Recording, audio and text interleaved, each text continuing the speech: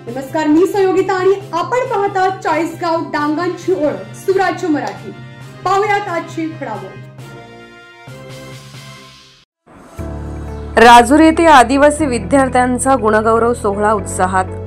100% निकाल देणाऱ्या आश्रमशाळांचा सन्मान, गुणवंत विद्यार्थ्यांचा गौरव। एकात्मिक आदिवासी विकास प्रकल्प कार्यालय राजूर येथे 10वी व 12वी शालांत परीक्षेत यश मिळवलेल्या विद्यार्थ्यांचा गुणगौरव सोहळा उत्साहात पार पडला। कार्यक्रमाच्या अध्यक्षस्थानी अकोलेचे आमदार डॉ. किरण लहामटे होते, तर प्रमुख पाहुणे म्हणून प्रकल्प अधिकारी श्रीमती देवकन्या बोकडे उपस्थित होत्या। प्रकल्पाअंतर्गत येणाऱ्या 21 शासकीय व 17 अनुदानित आश्रमशाळांमधून प्रथम आलेल्या 3 मुले व 3 मुली यांचा विशेष सत्कार करण्यात आला। 10वी आणि 12वीच्या परीक्षेत प्रथम क्रमांक मिळवणाऱ्या विद्यार्थ्यांना 5,000, दुसऱ्या क्रमांकासाठी 3,500 आणि तिसऱ्या क्रमांकासाठी 2,500 चे बक्षीस देण्यात आले। यावेळी 100% निकाल देणाऱ्या आश्रमशाळांमधील मुख्याध्यापक व विषय शिक्षकांचा प्रमाणपत्र देऊन गौरव करण्यात आला। त्यात आदर्श, मवेशी, कोहोने, म्हसवंडी, शिरपुंजे, पळसुंदे, तिरडे, पैठण, देवठाण, शेंडी, एकदरे, चांदे कसारे, कोळवाडे, सारोळे पठार या शाळांचा समावेश होता। इयत्ता 12वी विज्ञान शाखेतील केळी, रुमनवाडी, पैठण, अकलापूर, पिंपरकणे, केळी, कोतुळ या शासकीय आश्रमशाळांचा 100% निकाल लागल्याने त्यांच्या प्राचार्य व शिक्षकांचा विशेष सन्मान करण्यात आला। जागतिक पर्यावरण दिनाचे औचित्य साधून प्रकल्प कार्यालयाच्या परिसरात वृक्षारोपणही करण्यात आले। यावेळी आमदार डॉ. किरण लहामटे, प्रकल्प अधिकारी देवकन्या बोकडे, कृषी अधिकारी प्रवीण गोसावी आणि जलसंधारण अभियंता विकास पवार यांच्या उपस्थितीत रोपे लावण्यात आली। आमदार लहामटे यांनी विद्यार्थ्यांना उद्देशून सांगितले की मोठी स्वप्ने पहा आणि ती पूर्ण करण्यासाठी प्रयत्न करा। तर प्रकल्प अधिकारी बोकडे यांनी गुणवत्तापूर्ण शिक्षणासाठी प्रकल्प कार्यालय सातत्याने प्रयत्नशील असल्याचे सांगितले।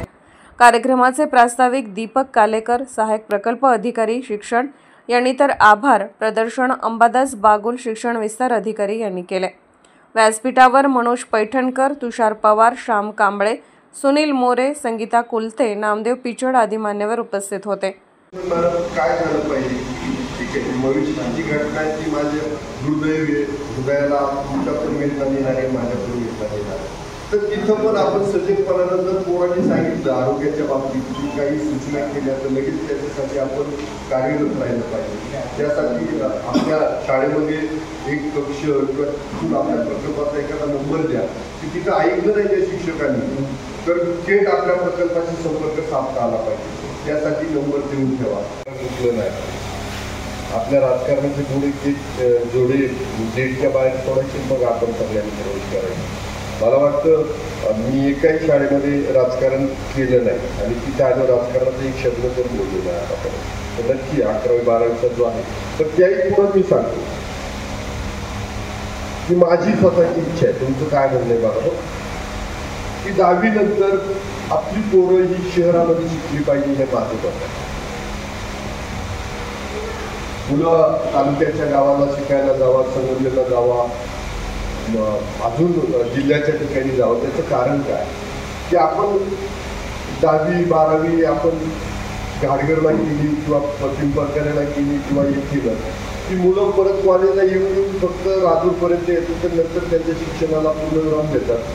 जग काय ते बऱ्याच वेळा माहीत होत नाही। आपलं जे म्हणजे व्हॉट्सअप फेसबुकचं जग असं तयार होतं। तर मला वाटतं विचार करा, तुम्हाला तिथं नक्की तसा माझा प्रयत्न राहील, म्हणजे तुमच्या मताचा मी आदर करतो। पण शहरात मुलं शिकायला की 90% मी म्हणतात मिळवत नाही, तुम्ही 100ची अचिव्हमेंट करा, तेव्हा 99, 98, 97 आपण 90च का धरायचं, बरोबर ना? कारण आता पहिला जो येणार आहे तो 97, 98, 99 पहिला आहे। त्यामुळं तुमची यासाठी सगळं क्षेत्र विस्तारित आहे, स्वतःला बंधनं घालून घेऊ नका। आता या निमित्तानं मला एकच सांगायचं आहे की इथं शिक्षक म्हणून आहेत, सगळेच चांगले म्हणजे माझ्या संपर्कातले काही मित्र आहेत।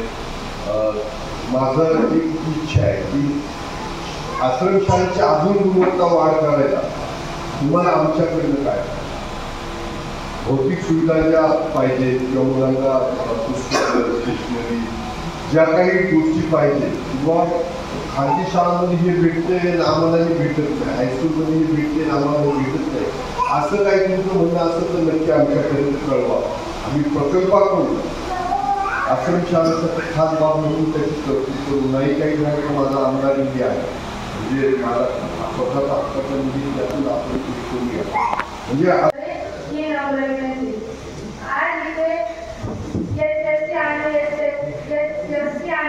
विद्यार्थ्यांचा सत्कार होणार आहे. त्यासाठी मी आदिवासी विकास विभागाचे आणि प्रकल्प अधिकारी मॅडम माननीय डॉक्टर किरणजी लांबे साहेब यांचे आभार मानते आणि सर्व गुणवंत विद्यार्थ्यांना शुभेच्छा देते. मी शासकीय माध्यमिक आश्रम शाळा केळीकोथरूड येथे 2 वर्ष शिकले. केळीकोथरूड ही आश्रम शाळा अतिशय चांगली आहे. तिथले शिक्षकांनी सर्वांना आम्हाला चांगले मार्गदर्शन केले.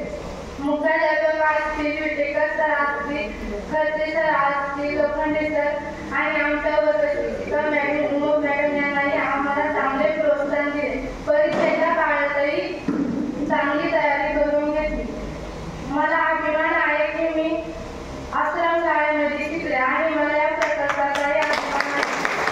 मला इथे प्रकल्प अधिकारी मॅडम आणि आमदार साहेबांनी बोलण्याची संधी दिली त्याबद्दल मी आभार मानते आणि थांबते. धन्यवाद. राज्यातून प्रकल्पातून तसेच आपल्या सर्व शाळेतून प्रथम दिल्लीला आलेले आहे.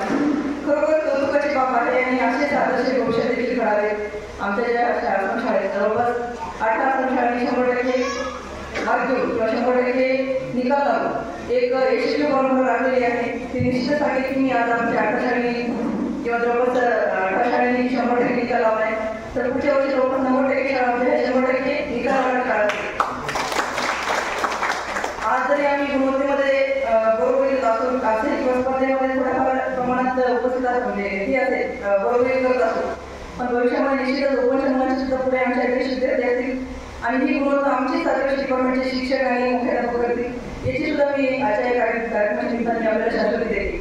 खरोखरच आदिवासी डिपार्टमेंटच्या शाळा या पूर्वीसारख्या राहिल्या नाही. बऱ्यापैकी आदिवासी डिपार्टमेंटच्या शाळेची बांधकाम झालेली आहे.